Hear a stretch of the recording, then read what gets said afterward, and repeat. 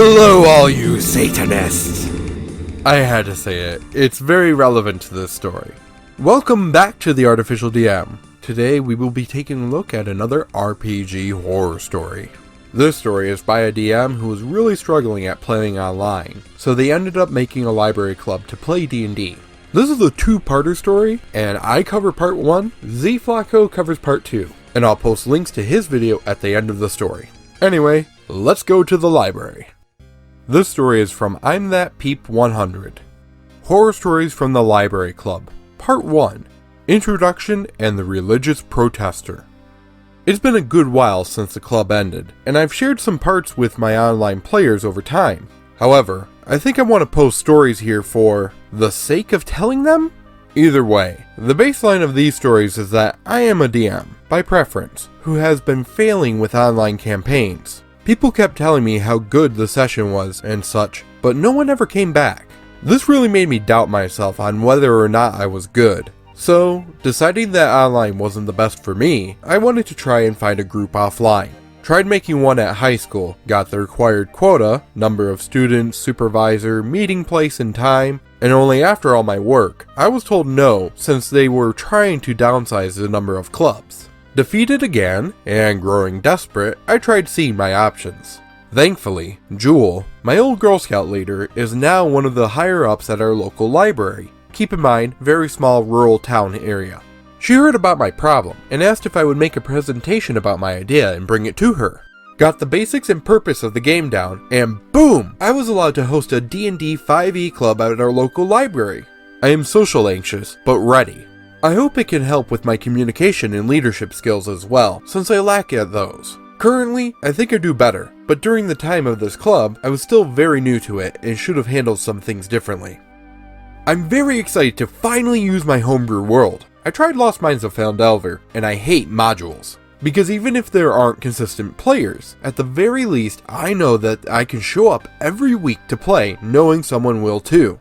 At the start, we have Sarah, also her boyfriend came once and never came back, Jeff and Belle. Only 3 players, and that's okay. Sarah is a librarian, and I was warned that she can be a handful. I had the confidence that I wouldn't let her take over, for Shadow. Jeff didn't sit well in my stomach, even though he was nice, really nice. Belle was our youngest player, and came from the Young Reader Club. She was kind, and the only thing bad is that she sat and doodled every session. But she at least did her character sheet, did combat when needed, and knew how to play. She didn't like participating as much, only when she was called. Sarah and Jeff will mostly get their own post, since these two were the main problem players. Moving on, these players are brand new, consistent and shower me with joy that they're loving the game and they keep coming back. My confidence is increasing from the validation that I am a good DM and my work is paying out.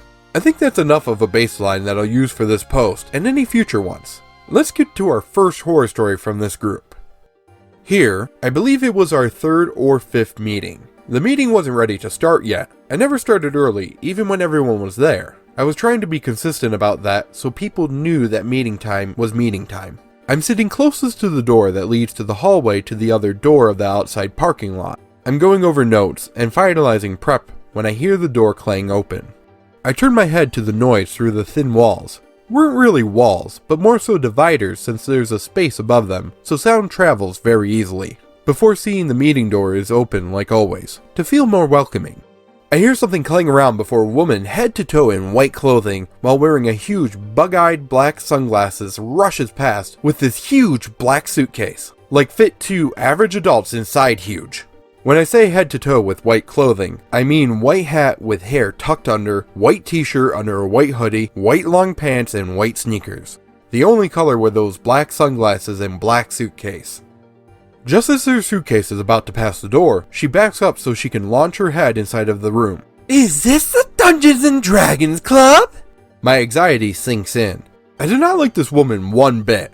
Belle also has horrible social anxiety like me, so we are 2 deer caught in the headlights while Sarah and Jeff calmly talk to this woman. It is. Are you here to play? Is that suitcase needed? And so on. As those two calmly talk to this woman, she slams her suitcase around, hitting Jeff's chair and leg, before pushing it under one of the tables into the middle area. We had 4 thin tables to make a rectangle with an open space in the middle. She casually crawls under the table so she can grab her suitcase and calmly unzip it before peeling it open. Inside is a large white sheet that she yanks at to pull onto the ground, making clanking plastic sounds, all while Jeff and Sarah are still trying to get this woman to talk with them. Of course, the woman ignores them while opening up her sheet to spill out Mega and Duplo blocks. Jeff and Sarah start to ignore her and motion me to start the game. I keep quiet as my body is conflicted. Run to get a higher up, or stay put like she doesn't see you. Yay, anxiety! We start to put it together that this woman only clanks, drops, or whatever noise she can muster when we talk, to disturb us. Thankfully, Sarah decides to go get someone. While she's gone, the woman pulls out a small boombox with a CD player. I don't know if they have a name, but I hope you know what I'm talking about. It's covered in crosses, biblical numbers, I don't know what they're called either, and other Christian Catholic symbols. Couldn't tell you which ones, like the fish and 3 crosses on the hill. My brain clicks. She's a religious nut. I knew about the devil craze in the 90s, but I didn't think someone would still protest against this stuff anymore. I become humored and less scared, but my body is still wanting to keep still and argue internally. Thankfully, Jewel comes. She calmly talks to this woman who keeps asking for headphones. While the woman is taking a seat close to me, Jewel asks everyone else to leave and head to the office. We calmly gather our stuff and wait in the office. Now that we are away from that, Belle and I make light of the situation to calm everyone down, while Jeff becomes irritated, reminding us that she hit his chair and leg. I know he hit his chair, I heard the noise, but I don't know if he said anything about his leg. I tell Belle that I think she is a religious person protesting, and I take the opportunity to teach Belle and Jeff about the devil craze in the 90s, since neither knew that happened. Sarah was either there or shortly came after to tell us who the woman is. Apparently, this woman is known to be mentally ill, and thus, not the most sane. For some reason, Sarah thought it was appropriate to let us know that this woman assaulted a lesbian couple in the McDonald's not too far off. Of course, that freaked Belle out, and I just moved on from it since that probably didn't need to be shared. From my view, Sarah was saying it in a bit of a gossip way, rather than for our own best interest and safety, if that makes sense. I try to keep light of things, because hey, police got involved for a claim, and it seemed like she wasn't able to come back. We also were able to keep playing if we liked. Everyone, besides Sarah, was on board since we got to go to the basement, which is only accessible through a locked door to a stairway or locked elevator. Now, Jewel works with a woman, Claire, who shares the same job, basically. This woman should have retired a while ago, especially when Jewel was hired. Once Claire heard about this, I was emailed that my club was going to be shut down and such. I scheduled a meeting with Jewel, since this was the first time I was hearing Claire in any email or staff mentions. Thankfully, we made compromises, and I started to learn that the idea of my club was very mixed in the staff. Claire was primarily the most negative, but she was somewhat above Jewel. For a while, we were on lockdown in a sense. The club would have to be kept in the basement, and anyone who would like to play had to check in at the desk first, so they could be granted access to the basement. I'm very thankful it didn't last for more than a month, since we started getting new people, and I would have to come up to check things out, and it was really unnecessary.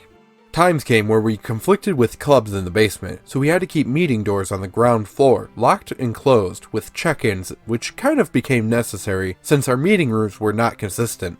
Thankfully, doors only had to be closed, rather than locked when we started getting a crowd. People would usually check in at the office where the club was, since we never knew where we would meet. TLDR, IMDM with failed online games, makes public club to gain some people. Religious protester disrupts our meeting and causes extreme measures to get to the club. Not sure how horror the story is, but it was really stress-inducing at the time, and it took me a while to feel safe once I learned that the woman was capable of physical violence. Really thankful that I worked with Jewel to ensure that our library is safe, and the police would ensure the woman doesn't come again. I'd like to write more about Jeff, since he was my main problem player, but I probably won't do that for a few days. Thanks for reading, and I hope you enjoyed my mess of a post. Wow. I know religion is a hot button issue, so I'm not going to get too much into religion. I will say that people should have a safe space for their hobbies and activities, or even their religion. And you may not agree with that activity, whatever it is. That does not give you the right to go and barge into a place and actively protest against it because you disagree with it. That's all I'm going to touch on it. What do you guys think? Be sure to let me know down in the comments below. And if you want to hear part 2 of the Library Club stories, you can click this link right here. It will take you to Z Flacco's video, and you can learn about the horror story of Jeff. That's gonna do it for today. And until next time, hope you feel inspired.